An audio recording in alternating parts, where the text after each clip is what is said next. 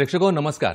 आजच्या हॅलो सह्याद्रीच्या या भागामध्ये मी डॉक्टर प्रशांत जाधव आपल्या सर्व प्रेक्षकांचं मनपूर्वक स्वागत करतो।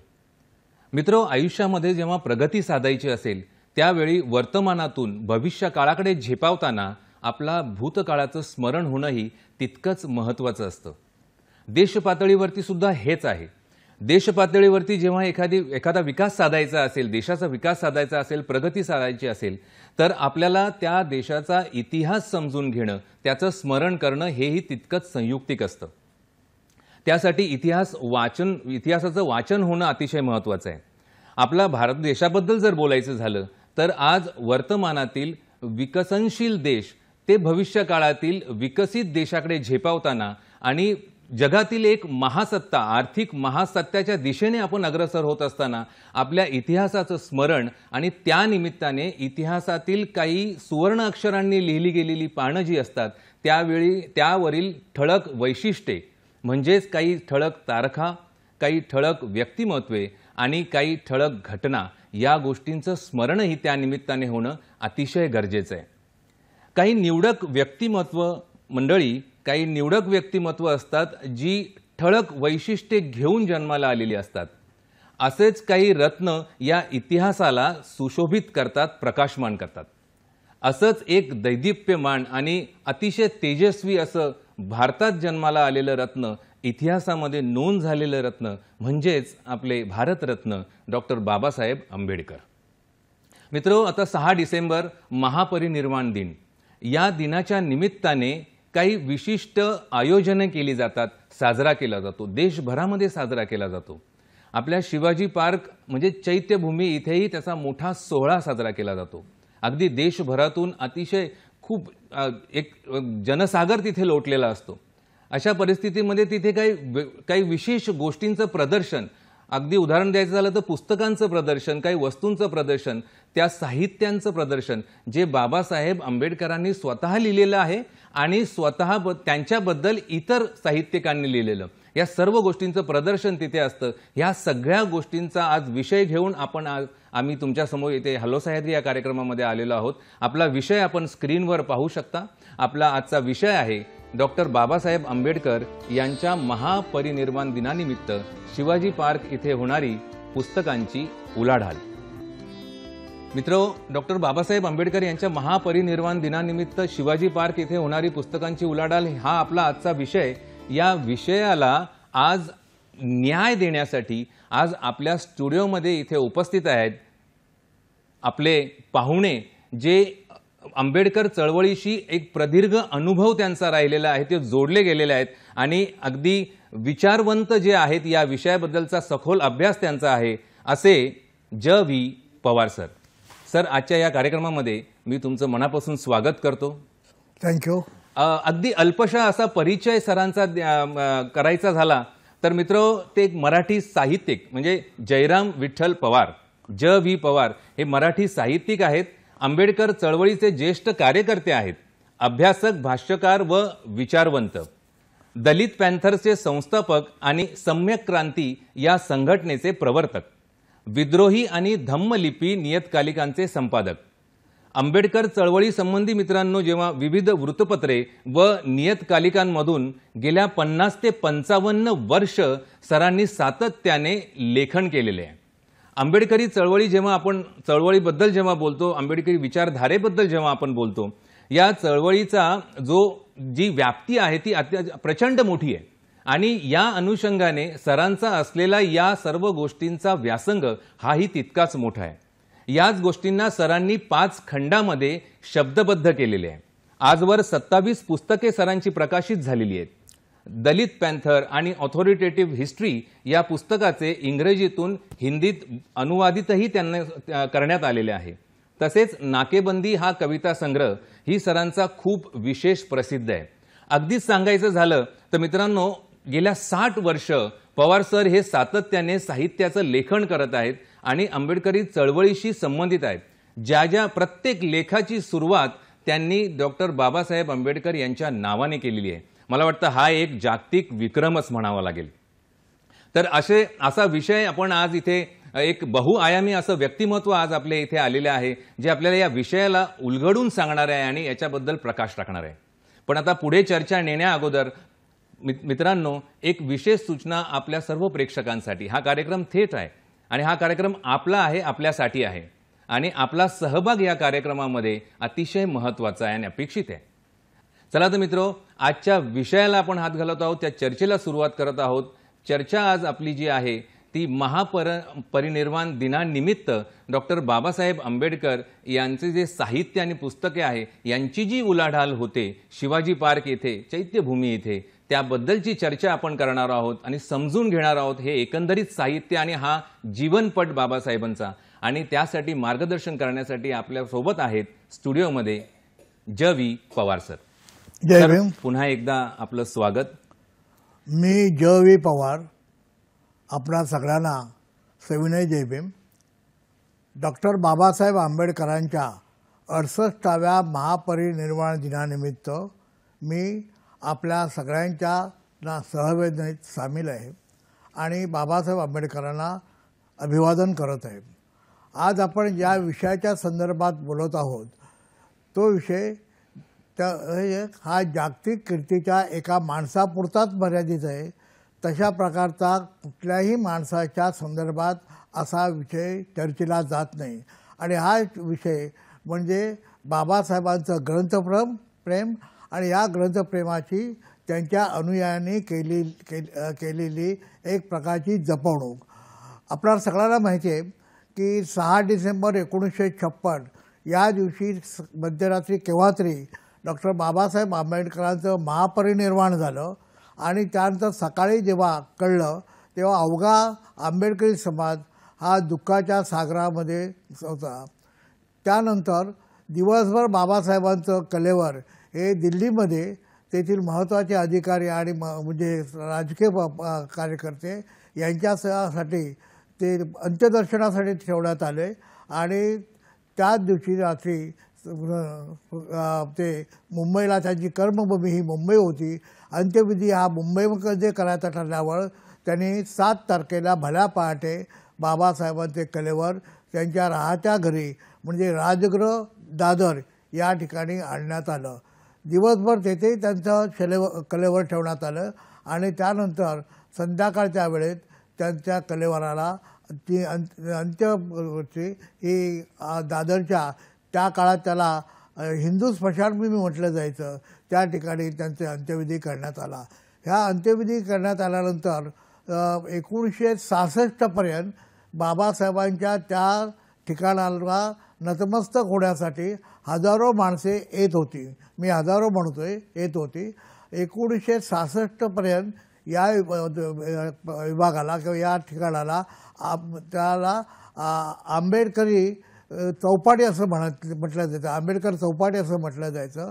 परंतु 14 एप्रिल 1966 या दिवशी तत्कालीन भारतीय बौद्ध महासभेचे दुसरे अध्यक्ष माननीय भैयासाहेब आंबेडकर यांनी एक पदयात्रा काढली महू ते मुंबई आणि या पदयात्रेमध्ये सर्वसामान्य माणसाच्या पैशावर त्याने 14 एप्रिल 1966 या दिवशी दादरच्या त्या भूमीवर त्याने चैत्यभूमी हे नावाचं बाबासाहेबांचं एक स्मारक उभारलं आणि त्या दिवसापासून म्हणजे 1966 पासून जी मंडळी येते ती लाईन लावून त्या ठिकाणी बाबासाहेबांच्या समोर त्यांचं बाबासाहेबांना नतमस्तक होतात.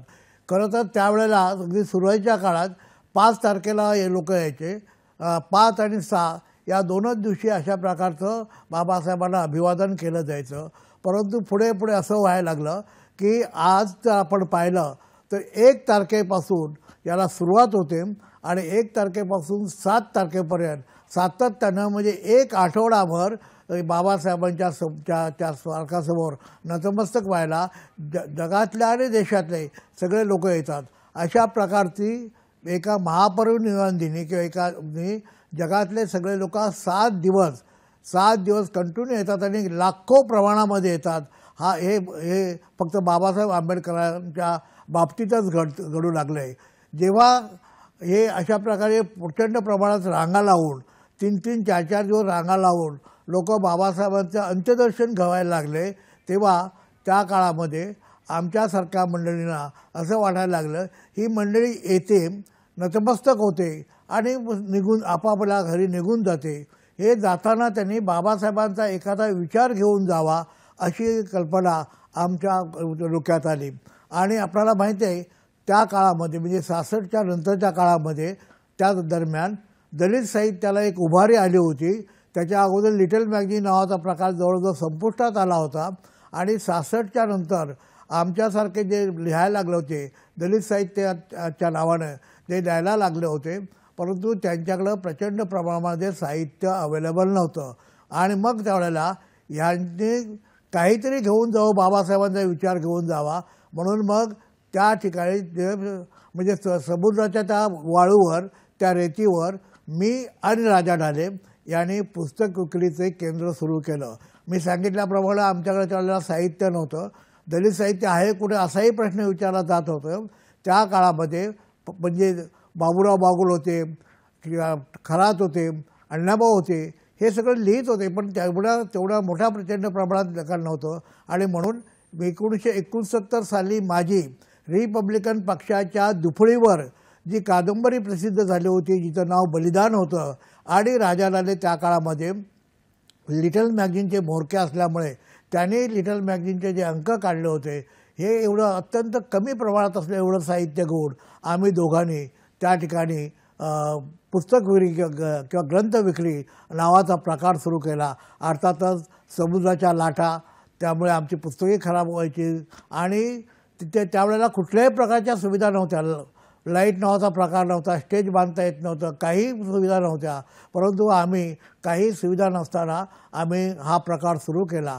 त्या काळात बाबासाहेबांचं साहित्य विक्री करणारे एक अत्यंत महत्त्वाचा बुक डेपो होता, त्याला निमजीभाई बुक डेपो म्हणायचे. आम्ही त्यांना विनंती केली की तुम्ही आमच्यासारखं त्या ठिकाणी येऊन विक्री करा.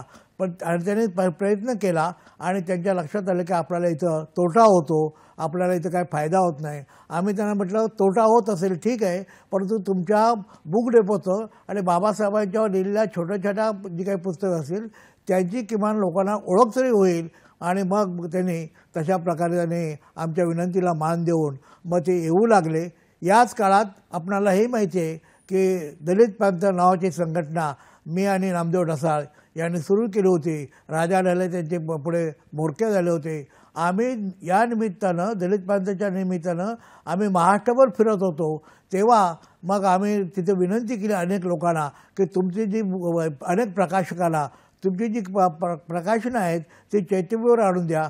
खरं तर नागपूरच्या मंडळींना आम्ही आधी विनंती केली, परंतु लांबचा प्रवास गाडी करतं यामुळे त्याला ते परवडण्यासारखं नव्हतं असं सांगण्यात आलं. परंतु असं झालं की 72 सालाच्या दरम्यान मी इतकं प्रचंड प्रमाणामध्ये प्रकाशक होऊ लागले आणि मग जी विक्री होऊ लागली ते आतापर्यंत मागे कोणी बघण्याचा प्रश्न येत नाहीत. इतकी विक्री होते की तिथं अक्षरशः करोडो रुपयाची विक्री होते. आणि बाबासाहेबांचा जो विचार आम्ही आंबेडकरवादी म्हणतो स्वतःला, बाबासाहेबांचा हा जो सगळा विचार आहे तो विचार घराघरात पोचवण्यासाठी तिथे आलेला प्रत्येक माणूस, अगदी अशिक्षित माणूससुद्धा 8 आण्याचं का होईना 1 रुपयाचं का होईना एखादं तरी पुस्तक घेऊन जातो. ही जी बाबासाहेबांच्या स्वतः बाबासाहेब किती ग्रंथप्रेमी होते हे मी आपल्याला सांगितलं पाहिजे असं नाही. हे ग्रंथप्रेमाची ही जी परंपरा आहे ती परंपरा ती सुरू झाली आणि आज जगात ज्याच्या महापरिनिर्वाणा दिवशी करोडो रुपयाची पुस्तकं विकली जातात अशी हे एकमेव व्यक्ती, तिला पुन्हा एकदा माझं अभिवादन. खूपच सुंदर सर, खूप विस्तृत पद्धतीने आपण महापरिनिर्वाण दिनाचं जे आयोजन केलं जातं आणि त्यानिमित्ताने तुम्ही सुरुवातीच्या काळामध्ये जे पुस्तक विक्री अगदी चौपाटीच्या त्या वाळूवरती ठेवून सुरू केली आणि तुम्ही म्हणालात की त्या पाण्यामुळे लाटांमुळे बऱ्याच वेळा पुस्तकं भिजायची, पण मला पूर्ण विश्वास आहे सर की त्या पाण्याने ते शब्द आणि तो विचार या किनाऱ्यावरून जगाच्या इतर किनाऱ्यापर्यंत नक्कीच पोहोचला असेल. आणि आपण जी मेहनत आणि जे गोष्टी त्यासाठी केलेल्या आहेत त्याबद्दल खरंच जितकी स्तुती करावी तितकी कमी आहे. आणि एक कर्तव्य म्हणून आपण ते केलं हे नक्कीच या इथे अधोरेखित करावंसं वाटतं. सर मला त्याच अनुषंगाने विचारावंसं वाटतं की हा जो महापरिनिर्वाण दिन जो आयोजन केला जातो याचं फक्त भारतात आयोजन केलं जातं, भारताबाहेरही याचं आयोजन होतं? आजची अवस्था जर आपण पाहिली तर बाबासाहेब आंबेडकर हे दिवसेंदिवस जगातले एकमेव आयकॉन होण्याच्या मार्गावर आहेत. अगदी. इतक्या प्रचंड प्रमाणात बाबासाहेब म्हणजे नंतरच्या काळामध्ये बाबासाहेबांनी सांगितलं होतं 1910 मे 1924 रोजी बाबांनी सांगितलं होतं तुम्ही शिका. हा शिका सांगितल्यानंतर हा समाज शिकू लागला. खरं तर वर्णव्यवस्थेमध्ये त्याला शिकण्याची परवानगी नव्हती, पण वर्णव्यवस्थेच्या विरुद्ध लढणाऱ्या बाबासाहेबांनी शिका म्हटल्याबरोबर हा समाज शिकायला लागला आणि हा देशाच्या सगळ्या सीमा ओलांडून इथला तरुण हा परदेशामध्ये जाऊ लागला आणि तो ज्या ज्या ठिकाणी गेला, मग तो कोलंबियात जे बाबासाहेबांनी मोठ्या प्रमाणात शिक्षण घेतलं ते अमेरिकेतले कोलंबिया विद्यापीठ असेल किंवा लंडनमधले विद्यापीठ असतील, जर्मनमधले असतील, या सगळ्या ठिकाणी हा तरुण गेला आणि तो तरुण तिथे गेल्यावर त्याला ज्या माणसाने उर्मी दिली, ज्या डॉक्टर बाबासाहेब आंबेडकरांनी उर्मी दिली, त्या बाबासाहेब आंबेडकरांची जयंती साजरी करण्यापासून बाकीचे सगळे केलं आहे आणि तिकडं अनेक लोकांची व्याख्यानं ठेवून बाबासाहेबांचा विचार तिकडं केला जातो. आज अशी अवस्था आहे की बाबासाहेब जगातला हा एकमेव माणूस आहे भारतातला की ज्याची जगातल्या अनेक ठिकाणी त्यांची जयंती साजरी केली. इतके मोठे मोठे भव्य आणि दिव्य पुतळे उभारले जातात आणि त्यामुळं बाबासाहेबांचं साहित्य हे जगभर साहित्य जात आहे आणि त्यामुळे बाबासाहेब पुन्हा पुन्हा लोकांमध्ये त्या बिंदूमध्ये बिंबवला जातोय. आंबेडकर विचार हा त्यामुळे अधोरेखित केला जातोय.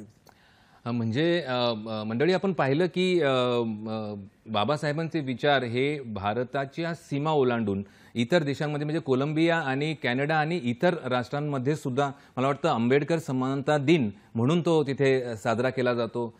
महापरिवारण साजरं म्हणजे आयोजन त्याचं केलं जातं. मित्रो, आपण डॉक्टर बाबासाहेब आंबेडकरांचे वेगवेगळे गुणविशेषही इथे चर्चा करणार आहोत. त्याबद्दलही विस्तृत आपण ऐकून घेणार आहोत. पण त्याआधी आता वेळ झाली आहे इथे थोडीशी विश्रांती. त्यामुळे कुठेच जाऊ नका, पाहत राहा आपला कार्यक्रम हॅलो सह्याद्री.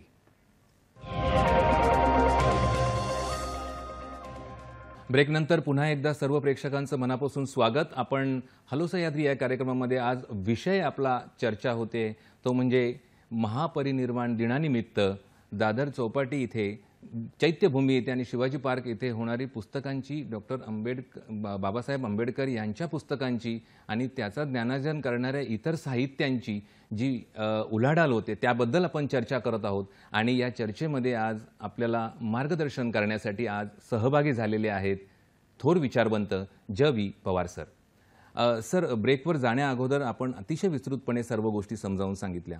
म्हणजे आपल्या भारत देशामध्ये आणि देशाच्या बाहेरही या गोष्टीचं आयोजन केलं जातं याबद्दलही आपण विस्तृत सांगितलं. सर, जेव्हा आपण डॉक्टर बाबासाहेब आंबेडकर यांच्याबद्दल जेव्हा आपण चर्चा करतो त्यावेळी अनेक गुणविशेषणं त्यांच्या नावाशी जोडले जातात. म्हणजे न्यायशास्त्रज्ञ, अर्थतज्ञ, घटनाकार, समाजसुधारक, राजनीतितज्ञ आणि इतर. पण यासोबत अतिशय महत्त्वाचं असं गुणविशेष म्हणजे ते एक ग्रंथमित्र होते. याबद्दल आपण काय सांगाल?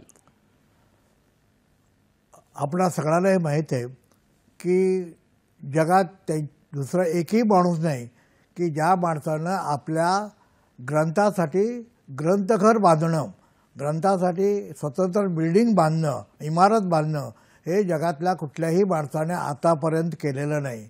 बाबासाहेबांनी 1932 साली राजगृह नावाचं त्यांचं ग्रंथघर, खरं तर त्यांचं ते घर होतं, त्या घराचा त्यांनी ग्रंथघराचं स्वरूप आणलं आणि ते ग्रंथघर त्याला जशा प्रकारचं पाहिजे होतं ते राहण्यासाठी ते पुन्हा पुन्हा ते पाडत होते, नव्यान प्रकारे ते बांधत होतं. आणि यासाठी त्यांना जेव्हा पैसा कमी पडला तेव्हा त्यांनी त्यांची स्वतःची असलेली दुसरी एक 4 मीनार नावाची बिल्डिंग ती त्यांनी विकली. आपल्या ग्रंथघरासाठी पैसा कमी पडतोय म्हणून दुसरं घर विकणारा हा जगातला एकमेव माणूस आहे.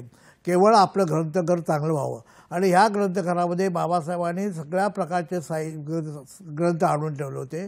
आणि त्यांचे ग्रंथप्रम एवढं होतं की एकदा तर त्यांचं असं झालं की परदेशातून त्यांनी ग्रंथ पाठवले आणि ते ज्या कंपनीने घेऊन येत होते ती बोटच बुडाली आणि मग बाबासाहेबांचे ते सगळे ज्या पेट्या होत्या त्या पेट्या समुद्रानं त्या गिळंकृत केल्या. या पेट्या ग्रंथ समुद्राने ग्रंथकृत केल्यानंतर बाबासाहेबांनी त्यांना जो एक प्रकारचा त्यांना जो दुःख झालं होते ते दुःख मला शब्दात मांडता येणार नाही. परंतु अशा प्रकारे बाबासाहेबांनी स्वतःच्या मुलापेक्षाही किंवा त्या ग्रंथावर प्रेम केले असा माणूस ग्रंथप्रेमी माणूस त्याने 1927 साली ग्रंथसुद्धा जाळावे हे आणखी एक विशिष्ट आहे.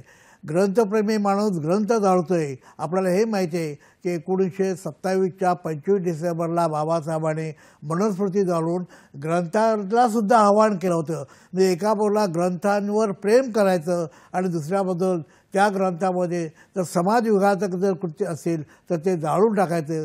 हे सुद्धा असं करणारा हा जगातला एकमेव माणूस आहे. अतिशय सुरेख सर. बाबासाहेबांबद्दलचं ग्रंथप्रेम तुम्ही जे विस्तृतपणे सांगितलं, मला वाटतं त्यावेळी आपल्याला एक अधोरेखित करणं फार महत्त्वाचं आहे की त्यांचं जेव्हा महापरिनिर्वाण झालं त्याच्या 3 दिवस अगोदर बुद्ध आणि हिज धम्म हे हस्तलिखित त्यांचं ते लिहित होते आणि ते लिहून त्यांनी पूर्ण केलं होतं. म्हणजे इतकं अतूट असं पुस्तकांशी असलेलं नातं आणि साहित्याशी जोडल्या गेलेले व्यक्ती म्हणून आपण बाबासाहेबांकडे पाहिलं पाहिजे. खरोखर अतिशय सुंदर पद्धतीने आपण ते सांगितलं. सर, याच निमित्ताने बाबासाहेबांनी स्वतः लिहिलेले काही ग्रंथ आहेत त्याबद्दल आपण, त्या साहित्य रचनाबद्दल आपण काय सांगाल? बाबासाहेबांनी आता मी सांगितल्याप्रमाणे एक ग्रंथ नाकारला. आपण जेव्हा नाकारतो तेव्हा त्या ठिकाणी दुसरं काहीतरी देणं आवश्यक असतं आणि ते देण्यासाठी बाबासाहेबांनी त्यावेळचा जो समाज आंबेडकरी समाज होता तो प्रगल्भ नव्हता. तो हळूहळू प्रगल्भ करण्यासाठी बाबासाहेबांनी अनेक ग्रंथ केले आणि ते ग्रंथ इतके होते आणखी आपल्याला मी मुद्दाम सांगू इच्छितो की बाबासाहेबांचं बरंचसं साहित्य हे इंग्रजी भाषेमध्ये होतं. कारण त्यांचं इंग्रजी भाषेवर प्रचंड प्रभुत्व होतं. अनेक भाषा त्यांना येत होत्या.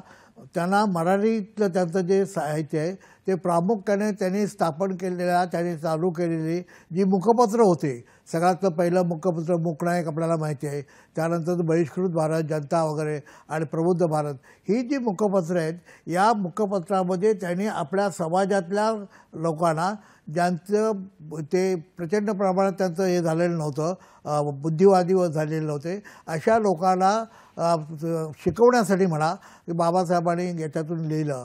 परंतु जे बाकीचे ते त्यांनी जे ग्रंथ लिहिलेत ते ग्रंथ जे इंग्लिशमध्ये ग्रंथ लिहिलेत ते मूलगामी स्वरूपाचे आहेत. म्हणजे जगातल्या सगळ्या माणसांना त्या ग्रंथांच्या आधारे एखाद्या विषयाचा मूलगामी शोध घ्यावा अशा प्रकारचे आहेत. आणि आपल्याला ते माहिती आहे की बाबासाहेबांचे कितीतरी साहित्य हे इंग्लिश साहित्य होतं. सांगायला हरकत नाही की बाबासाहेबांचं हे इंग्लिश साहित्य किंवा अप्रकाशित साहित्य हे मधल्या काही दिवस हे कोर्टामध्ये होतं. कोर्टाने आपल्या ताब्यात ठेवलं होतं, जे घरगुती कारण होतं. परंतु ते सुद्धा मी माझी स्वतःची पाठ थोपटून सांगतो की हे साहित्यसुद्धा कोर्टामध्ये येऊन ते कोर्टमुक्त करण्यासाठी तत्कालीन मुख्यमंत्री चव्हाणसाहेब यांच्या मदतीनं मी भैयासाहेब आणि माईसाहेब या दोघांचेही संबंध सलोख्याचे ठेवून त्या दोघांची सही घेऊन ते साहित्य मी कोर्टमुक्त केलं. आणि त्याचमुळे आज बाबासाहेबांचं इंग्रजी साहित्य हे जगातल्या विद्वानापर्यंत गेलं आहे आणि आता त्यांना कळू लागलं आहे की ह्या माणसाने किती मूलगामी विचार केला आहे, किती खोलात जाऊन विचार केला आहे हे त्यांना कळतं. हे खरं तर बाबासाहेबांचं हे अत्यंत महत्त्वाचं काम माझ्याकडून झालं, माझ्या सहकाऱ्यांच्याकडून झालं, याच्याबद्दल मला पुन्हा अभिमान वाटतो. अतिशय स्तुत्य असं काम सर तुम्ही केलेलं आहे.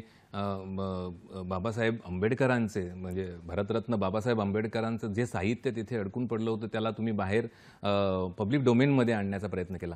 सर, त्यानिमित्ताने मला विचारावंसं वाटतं की बाबासाहेबांचं जे साहित्य आहे म्हणजे त्यांनी निर्माण केलेलं जे साहित्य आहे किंवा लिखाण आहे त्या लिखाणातून प्रेरित होऊन त्यांच्या अनुयायांनी हीच परंपरा पुढे कितपत चालू ठेवली? बाबासाहेबांचं साहित्याबद्दल मी आपल्याला सांगू इच्छितो की हे मी म्हणत नाही तर ज्या अनेक प्रकारच्या जे ह्या असतात त्या लोकांनी असं सांगितलं आहे की बाबासाहेबांचं असं साहित्य जास्त प्रचंड प्रमाणात विकलं जातं आहे.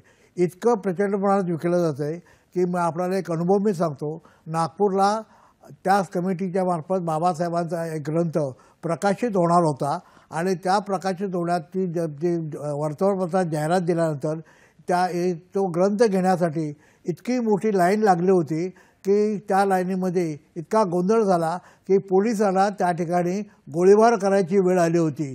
म्हणजे लोक इतक्या प्रचंड प्रमाणामध्ये होते की आम्हाला पुस्तक पाहिजे, मला पुस्तक पाहिजे, उद्या काही तासांनी पुस्तक संपलं तर मला मिळणार नाही, या उद्देशानं लोकांनी तिथं हजर झाले. आणि इतक्या प्रचंड प्रमाणात जगातला मला असा दुसरा कुठला माणूस असेल असं वाटत नाही की ज्याच्या पुस्तकासाठी लाईन लावत असताना गोळीबारसुद्धा करावा लागला, अशा प्रकारचा माणूस. म्हणजे बाबासाहेबांचं साहित्य सगळ्यात जास्त विकलं जातं आहे आणि बाबासाहेबांच्या साहित्याचा परिशीलन करणारे जे आमच्यासारखे साहित्यिक आहे, आमच्यासारखे जे लेखक आहेत, त्यांचंसुद्धा प्रचंड प्रमाणामध्ये साहित्य विकलं जातं. अगदी मी तुम्हाला पुन्हा एकदा सांगतो की एक काळ असा होता की ग्रंथाच्या बाहेर आणि देवळाच्या बाहेर हा आंबेडकरी समाज होता. त्याला ग्रंथात स्थान नव्हतं, त्याला देवळात स्थान नव्हतं. बाबासाहेबांनी देवळात स्थान व्हावं म्हणून त्याने आधी प्रयत्न केले. आपल्याला ते माहिती आहे, काळाराम मंदिरचा प्रवेश वगैरे आपल्याला सगळ्यांना माहिती आहे.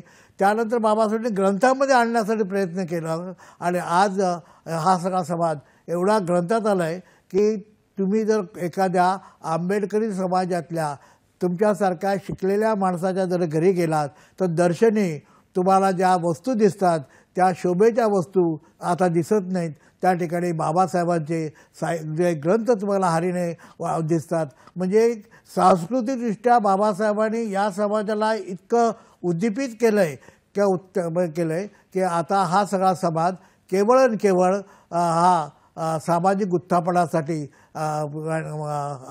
आहे आणि तो प्रचंड प्रमाणात यात वाचू लागला आहे. बाबासाहेबांनी सांगितलं की जो समाज वाचतो तोच वाचतो, हे बाबासाहेबांचं वाक्य त्यांच्या हृदयावर एवढं कोरलं गेलं आहे की आता सगळा माणूस हा वाचायला लागला आहे आणि वाचायला लागल्यामुळे आंबेडकरी समाज हाच तग धरेल, तोच वाचू शकेल, बाकीचे समाज वाचणार नाहीत, हे मी अधोरेखित करत आहे. सर, अतिशय सुंदर पद्धतीने आपण या सर्व गोष्टी विस्तृतपणे सांगितल्या. आता आपले प्रेक्षकही आपल्याशी जोडले गेलेले आहेत. अंबेजोगाई इथून श्री तरकती यांचा कॉल आपल्याला आलेला आहे. श्री तरकती, बोला, आपण आपला प्रश्न विचारा. हा, माझं पवार सरांना हे विचारायचं आहे की आपण इतका जनसमुदाय तो महापरिनिर्वाण दिवशी जातो आणि त्या ठिकाणी जाऊन फक्त त्यांच्या प्रतिमांच्याच पाया पडतात, ते त्यांच्या विचारांच्या पाया पडत नाहीत. बरेच जण, त्याच्यामधले बरेच जण, त्या गोष्टीमुळे बाबासाहेबांची जी विचारसरणी ती आपल्या तुमचा आवाज मला क्लिअर येत नाही.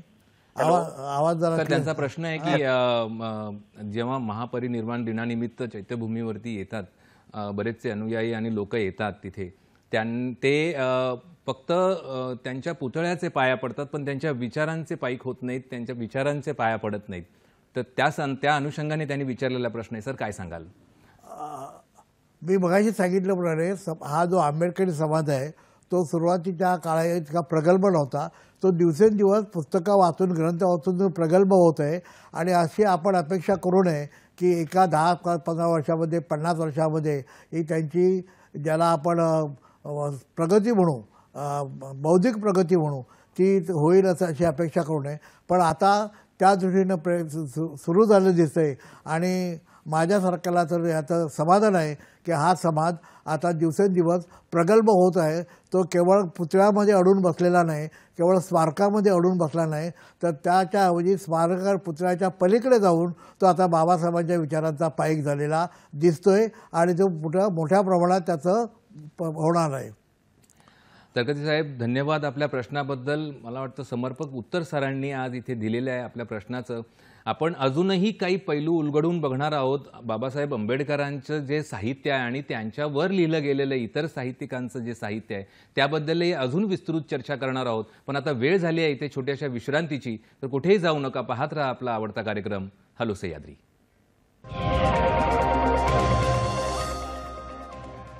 ब्रेकनंतर पुन्हा एकदा सर्व प्रेक्षकांचं हॅलो सह्याद्री या कार्यक्रमामध्ये स्वागत. आज आपला विषय जो आपण चर्चा करत आहोत तो डॉक्टर बाबासाहेब आंबेडकर यांच्या जी पुस्तक संपदा आहे, जी ग्रंथ संपदा आहे, त्याची जी उलाढाल आज महापरिनिर्वाण दिनानिमित्त चैत्यभूमीवरती आणि शिवाजी पार्क येथे होते असते, तो विषय आपला आहे आणि यावर मार्गदर्शन आपल्याला करतायत ज.व्ही. पवार सर. सर, ब्रेकवर जाण्याआधी आपण बऱ्याच गोष्टी चर्चा केल्या. इतर साहित्यिक बाबासाहेबांबद्दलचं जे साहित्य ज्यांनी लिहिलंय त्या साहित्यिकांबद्दल आपण चर्चा करत आहोत. त्या साहित्यिकांकडे जाण्याआधी मला आपल्याला प्रश्न विचारावासा वाटतो की आपला जो संपर्क आणि संबंध आंबेडकरी चळवळ आणि विचारधारेशी हा खूप प्रदीर्घ कालावधी आपला याच्या संपर्कात राहिलेले आहात आपण, आणि आपणही एक विचारवंत आणि साहित्यिक आहात, जी चळवळ आहे त्याच्याबद्दल. तर त्याबद्दल आपल्या साहित्याबद्दल आपण काय सांगाल? मी बाबासाहेबांच्या विचारानं प्रेरित झालेलो आहे हे सांगण्याची आवश्यकता नाही. अगदी बाबासाहेबांच्या साहित्यावर मी अगदी सुरुवातीपासूनच बाबासाहेबांच्या साहित्यावर प्रेम करणारा माणूस आहे. मला ते सगळं कळत होतं अशातलाही भाग नाही, परंतु एक भावनिकता या आधारे मी त्यांच्याकडे पाहत होतो. आणि त्यानंतर मी बाबासाहेबांच्यावर इतक्या प्रचंड प्रमाणामध्ये लिहिलं आहे की बाबासाहेबांचं त्या प्रत्येक बद्दल मी जे काही लिहितो त्याची सुरुवात मी गेल्या अनेक वर्ष बाबासाहेबांचे आंबेडकर या शब्दसमुच्चयानं करतो. याबद्दल मी बाबासाहेबांच्या महापरिनिर्वाणाच्या निमित्तानं जे मी लिहिलं आहे त्यातला एक मी पॅरेग्राफ आपल्याला मुद्दाम वाचून दाखवतो. म्हणजे आपल्याला साधारणतः बाबासाहेबांच्याबद्दल किंवा एका महापरिनिर्वाणाबद्दल त्यावेळेला कशा प्रकारचं वातावरण निर्माण झालं होतं त्याची आपल्याला कल्पना येईल. हे माझे एक पुस्तक आहे. या पुस्तकाच्या बलपृष्ठावर मी बाबासाहेबांच्या महापरिनिर्वाणानिमित्त जे वर्णन केलं आहे ते आपण अत्यंत शांतपणे ऐकून घ्यावं. डॉक्टर बाबासाहेब आंबेडकरांनी डोळे मिटले तेव्हा करोडोंच्या डोळ्यातून पाणी गळगळा वाहू लागले. त्यांचा श्वास मिटला तेव्हा अनेकांचे उश्वास सुरू झाले. त्यांची नाडी थांबली तेव्हा अनेकांच्या धमन्यात ज्वालामुखी निर्माण झाले. त्यांचे पाय थकले तेव्हा त्यांनी मळलेल्या पायवाटेवरून लाखो लोक मळवाटेने ते सुरू झाले. त्यांची लेखणी बंद पडली तेव्हा हजारो हातातील लेखण्या बंदुका झाल्या. त्यांचा गळा बंद झाला तेव्हा लाखो शापदे खोट लावून सैरावैरा पडू लागली. त्यांच्या हृदयाची स्पंदने थांबली तेव्हा लाखो हृदयातून उमाळे बाहेर पडले. त्यांच्या नाकपुड्या बंद झाल्या तेव्हा लाखो लोकांना घाणीची दुर्गंधी जाणवली. वर्णव्यवस्थेच्या जुनाट इमल्यावर लत्तापार करणारे पाय निश्चित पडले तेव्हा लाखो पायात हत्तीचं बळ संचारलं आणि तो इमला उद्ध्वस्त करण्यासाठी धडका मारू लागले. त्यांच्या डोक्याजवळील मेणबत्ती जळू लागली तेव्हा बुद्धम शरणम गच्छामीच्या निनादात असंख्य कोपरे तेजळू लागले. त्यांचे काळीज थंड झाले तेव्हा लाखोंच्या काळजावर त्यांचेच नाव कोरले गेले. त्यांच्या भाल प्रदेशावरील केस विस्कटले तेव्हा कोणीतरी केसाने गळा कापला अशी लाट उसळली आणि शक्यतेच्या हिंदोळक्यावर हेलकावत राहिली. सूर्य अस्ताला गेल्यामुळे पुन्हा एकदा काळोखाचे राज्य प्रस्थापित झाले. लाखो जीवन विस्थापित झाले आणि स्त्री पुरुष धाय मोकळून रडू लागले.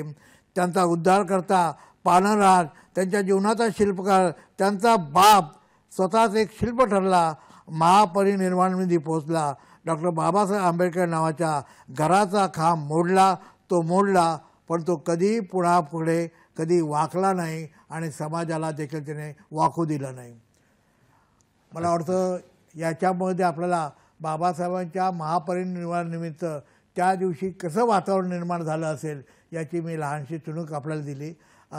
बाबासाहेबांच्या चळवळीबद्दल जर आपण म्हणालात तर बाबासाहेबांच्या नंतर अनेक लोक बाबासाहेबांच्या वेळेला आमच्या हातातली लेखणी होती ती व्यवस्थेने हिसकावून घेतली होती. आमचे जे गळे होते, गाते गळे होते ते चिरून टाकले होते. बाबासाहेबांनी या गात्या गळ्यांना पुन्हा एकदा स्वर कंठ दिला आणि ज्या हातातून ही शस्त्रे हिरावून घेतली होती त्या हातात पुन्हा एकदा शस्त्र दिली. त्या हातामध्ये पुन्हा एकदा लेखण्या दिल्या आणि त्यामुळे इतक्या प्रचंड प्रमाणामध्ये साहित्य निर्माण झालं. मी आपल्याला मुद्दाच होतो अत्यंत कमी याच्यामध्ये किंवा 5 वर्षाच्या काळामध्ये आज जे साहित्य आंबेडकरी साहित्य आहे त्या आंबेडकरी साहित्य जगभर गेले. ज्याला आपण जागतिक कीर्तीचं म्हणू असं जागतिक कीर्ती झालं आहे. आमच्यासारख्यांचे साहित्य हे अनेक परदेशातल्या विद्यापीठामध्ये अभ्यासलं जातं आहे. अनेक लोकांचं अभ्यासलं जातं आहे. इथल्या विद्यापीठामध्ये ते जातं आहे. म्हणजे 5 वर्षात हे जे महत्त्वाचं जे साहित्य होतं ज्याला फॅक्ट्सचा आधार होता, जे स्वप्नील साहित्य नव्हतं, मनोरंजनात्मक नव्हतं, त्या साहित्याला इतकं महत्त्व आलं की आज ते जागतिक कीर्तीचं साहित्य झालेलं आहे. सर, आपली ही चर्चा लोकांपर्यंत पोहोचते आणि आपल्याला कॉल येत आहेत आपली सगळी चर्चा ऐकून. आता आपल्याला श्री गजानन यांचा कॉल आहे. गजाननजी, विचारा आपला प्रश्न. हा, माझा प्रश्न आहे, बाबासाहेबांच्या विचारसरणीशी मी सहमत आहो, परंतु ही ग्रंथसंपदा वाचनालयामध्ये उपलब्ध करून द्यावी. अगदी फार छान असा प्रश्न आहे हा, की त्यांनी विचारलंय की बाबासाहेबांची जी ग्रंथसंपदा आहे ती अशी काही ठिकाणी कन्फाईंड राहिलेली आहे, म्हणजे बंदिस्त राहिलेली आहे, ती वाचनालयामध्ये शाळा आणि इतर ठिकाणी ही उपलब्ध करून द्यावी, असा त्यांचा एक ग्रामीण भागामध्ये खास करून.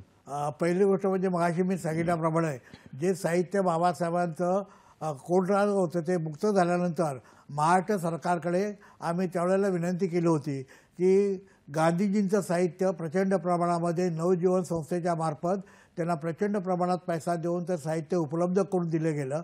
लोहपुरुषाचं साहित्य दिलं आहे, नेहरूंचं साहित्य उपलब्ध करून दिलं आहे, त्याचप्रमाणे बाबासाहेबांचं साहित्य उपलब्ध करून द्या अशी आमची कायमची मागणी असायची.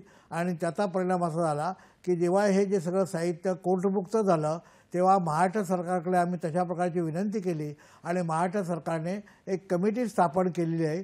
या कमिटीमार्फत आतापर्यंत 24 ग्रंथ प्रकाशित झालेत आणि यांचे अनेक डेपो प्रत्येक जिल्ह्यामध्ये अनेक ठिकाणी डेपो आहेत, अनेक ठिकाणी आहेत आणि ते त्या ठिकाणी अत्यंत कमी खर्चामध्ये, म्हणजे मी त्या कमिटीचा एक सदस्य आहे, आम्ही कमी खर्चामध्ये ते लोकांपर्यंत पोहोचतील अशी व्यवस्था करतो. अगदी खेड्यापाड्यापर्यंत ते जात नाही ते मला माहिती आहे, परंतु आता ते जिकडे तिकडे जायला सुरुवात झालीत आणि अनेक प्रकाशक आहेत, अनेक बुक डेपो आहेत की जे बुक डेपो आता बाबासाहेबांचं साहित्य कमिशन असलं तरी ते साहित्य ते प्रसारित करत आहेत, जिकडे तिकडे अवेलेबल होईल अशी व्यवस्था करण्यात येत आहे. आणखी एक 20-25 वर्षानंतर आपल्याला हे लक्षात येईल की हे साहित्य अगदी खेड्यापर्यंत जाऊन पोचतंय किंवा तिथं अवेलेबल असेल. महाराष्ट्र सरकारच्या ह्या कमिटीने सगळ्या शासकीय ग्रंथालयांना ते पुस्तक दिलेलं आहे, देतात ते, आणि त्याप्रमाणे महत्त्वाचे जे शासकीय ग्रंथालय आहेत त्या ग्रंथालयात हे पुस्तक तुम्हाला वाचायला मिळेल. शिवाय अनेक प्रकाशन संस्थांनी बाबासाहेबांची जी पुस्तकं काढलेली आहेत, आमच्यासारख्या लोकांनी जी काढली ती पुस्तकंसुद्धा अनेक ठिकाणी वाचायला मिळतात.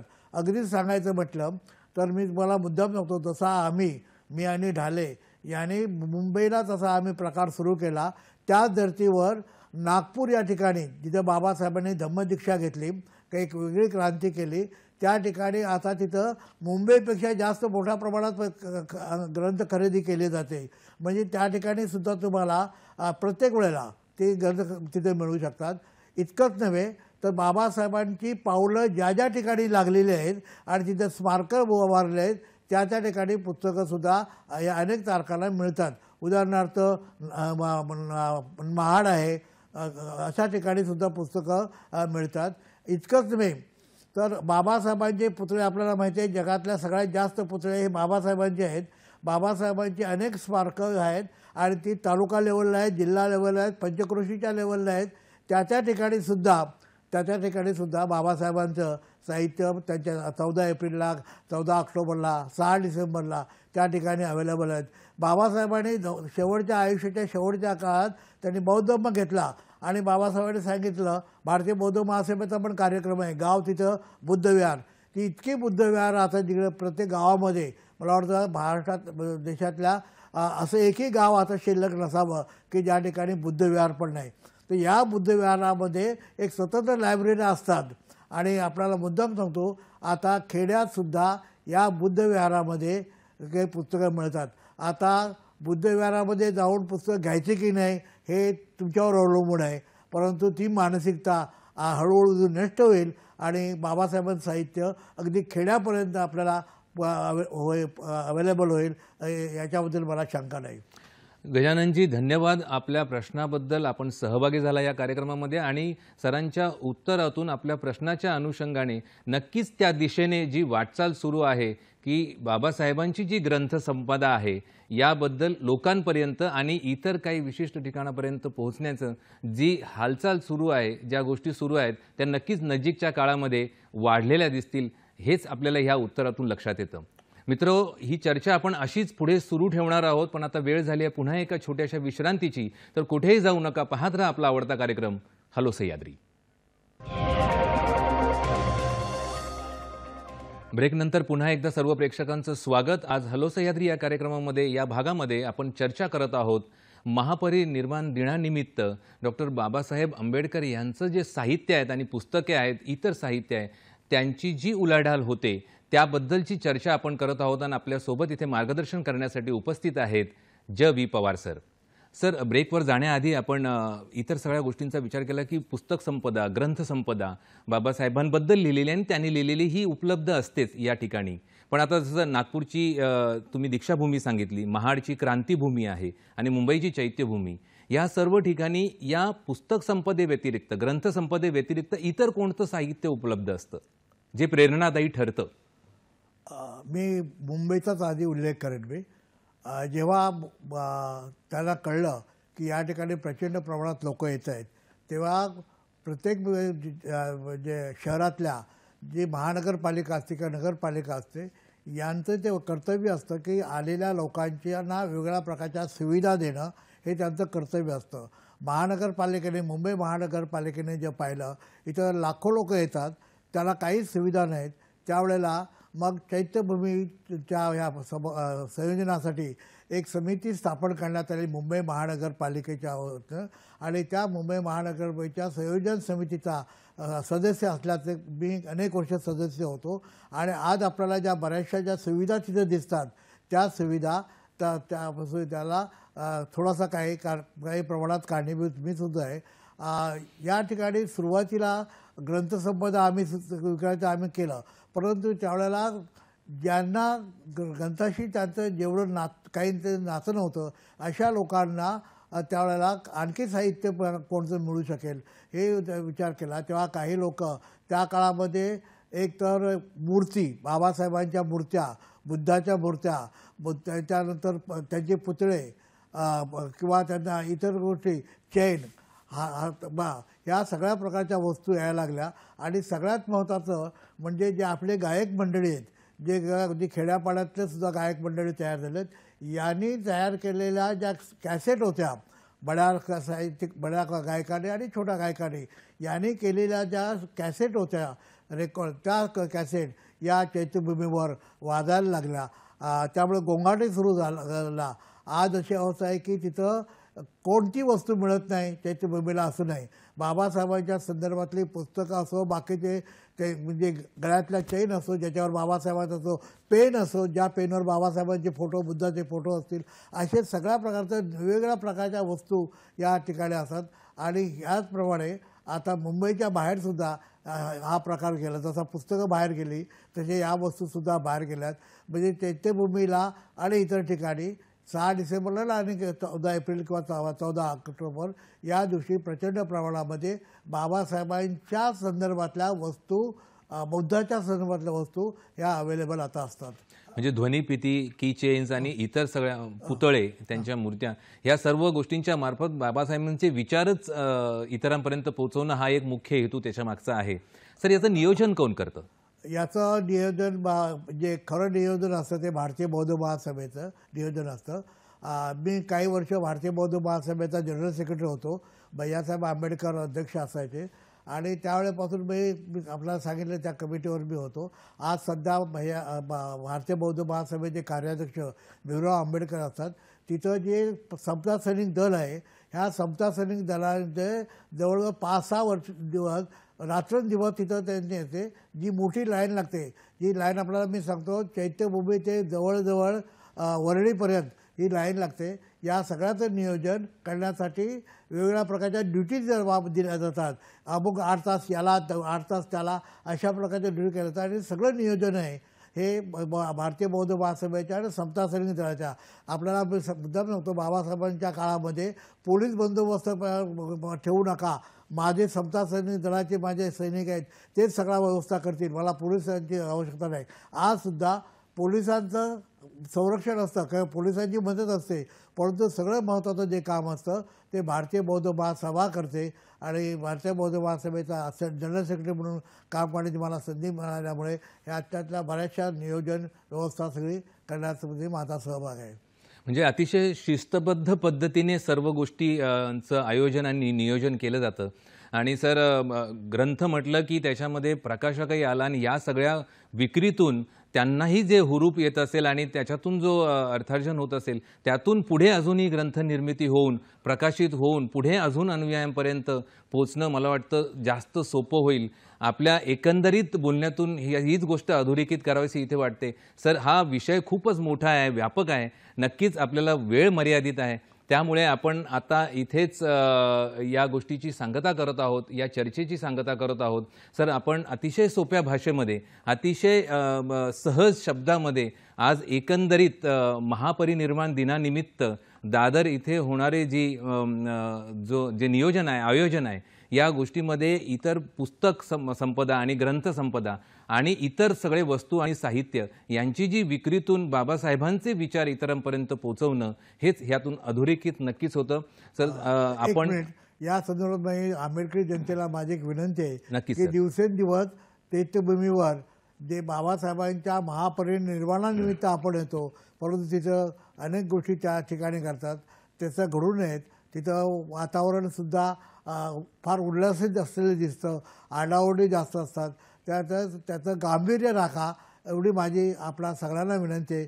बाबासाहेबांच्या महापरिनिर्वाणानिमित्त आपण येतोय हे आपण कायमचं आपल्या लक्षात ठेवलं पाहिजे आणि त्या प्रमाणामध्ये आपण गांभीर्य राखा अशी माझी आपल्या सगळ्यांना विनंती आहे. सर, आपण दिलेलं आवाहन आणि जे विचार आता लोकांपर्यंत मांडले ते नक्कीच लोक ऐकतील आणि त्यावरती कुठे ना कुठे गोष्टी त्या सुधारतील पुढे भविष्यामध्ये, याचा नक्कीच मला विश्वास वाटतो.